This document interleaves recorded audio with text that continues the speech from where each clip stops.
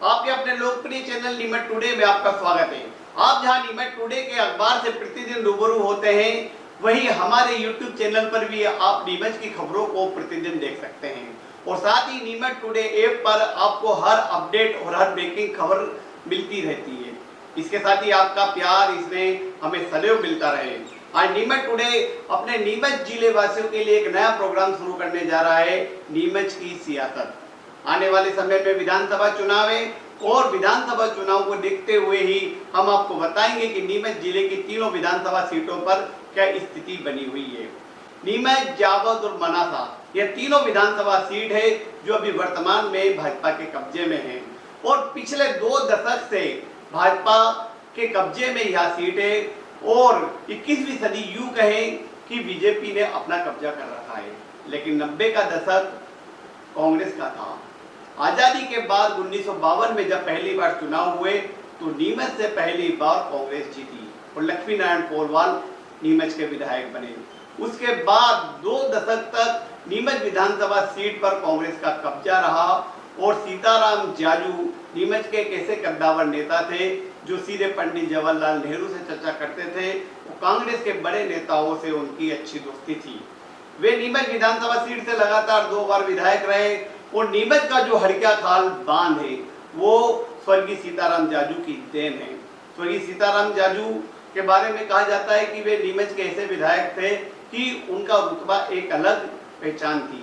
जब वे अपनी जाजू बिल्डिंग पर दरबार लगाते थे तो कहा जाता है कि अफसर भी काम जाते थे। मंदसौर जिले से कलेक्टर एसपी नीमच सीताराम जाजू से मिलने आते थे। यह रुतबा था सीताराम जी जाजू का। सीताराम जी जाजू जब 2 बार विधायक बने तो उनको चुनौती दी नीमच के जनसंघ से हुमान सिंह शिवाजी ने। हुमान सिंह शिवाजी भाजपा के उन राष्ट्रीय नेताओं में से एक थे जिन्होंने भाजपा को गढ़ा और आगे बढ़ाया। हुमान सिंह शिवाजी ने पंडित दीनदयाल उपाध्याय और श्यामा प्रसाद मुखर्जी के साथ काम किया और कश्मीर आंदोलन में भाग लिया और वे भाजपा के अटल बिहारी वाजपेयी और लाल कृष्ण आडवाणी के लेवल के नेता थे। हुमान सिंह शिवाजी की बढ़ती लोकप्रियता को अगर किसी ने चुनौती दी तो वे थे कांग्रेस के युवा तुर्क नेता रघुनंदन प्रसाद वर्मा। सीताराम जाजू के बाद रघुनंदन प्रसाद वर्मा ने नीमच विधानसभा सीट से लगातार 3 बार चुनाव जीता और हुमान सिंह शिवाजी की विजय पताका को उन्होंने रोका। उसके बाद बीच में 1-2 ऐसा भी आया कि जनता पार्टी का गठन हुआ और कन्हैया लाल डूंगरवाल नीमच से विजयी रहे। कन्हैया लाल डूंगरवाल के बाद रघुनंदन प्रसाद वर्मा नीमच से विधायक रहे और लंबे समय तक विधायक रहने के बाद हुमान सिंह शिवाजी फिर विधायक बने और इसी बीच 1985 में डॉक्टर संपत स्वरूप जाजू जो कि स्वर्गीय सीताराम जाजू के पुत्र थे, वे उस समय सरकारी हॉस्पिटल में नियुक्त थे। सरकारी नौकरी छोड़ने के बाद डॉक्टर जाजू ने नीमच विधानसभा का चुनाव लड़ा और 1985 में वे विजयी रहे। डॉक्टर संपत स्वरूप जाजू की पकड़ दलित और मुस्लिम वोटों पर थी। नीमच शहर के साथ ही ग्रामीण क्षेत्रों में भी उनकी अच्छी पहचान थी और वे मजबूत पकड़ के चलते लगातार आगे बढ़ते रहे, लेकिन वे एक बार ही विधायक बन पाए। इसके बाद 1998 का दौर आया जब सहकारिता क्षेत्र से नीमच विधानसभा सीट पर चुनाव लड़ने वाले युवा नेता थे नंदकिशोर पटेल। नंदकिशोर पटेल जिला सहकारी बैंक के अध्यक्ष थे, सहकारिता से राजनीति में आए और नीमच से विधायक बने तो उनकी छवि भी बहुत निखरी और उन्होंने कई कार्य भी किए। उन्हें लोन देने के लिए प्रसिद्ध माना गया और वे छोटे छोटे कार्यकर्ताओं को लोन देते थे। 1998 के बाद जब 2003 में 21वीं सदी का पहला चुनाव हुआ तो नंदकिशोर पटेल को चुनौती देने के लिए भाजपा ने एक सामान्य सा कार्यकर्ता जो कि LIC का एजेंट था, मोटरसाइकिल पर जगह जगह घूमता था, एक गुमटी लगाकर अपना व्यवसाय कर रहा था, बजरंग दल का बजरंगी बापू के नाम से जाना जाता था, उन दिलीप सिंह परिहार को नीमच से विधानसभा का चुनाव लड़ाया और उन्होंने यह चुनाव ऐतिहासिक रूप से लड़ा।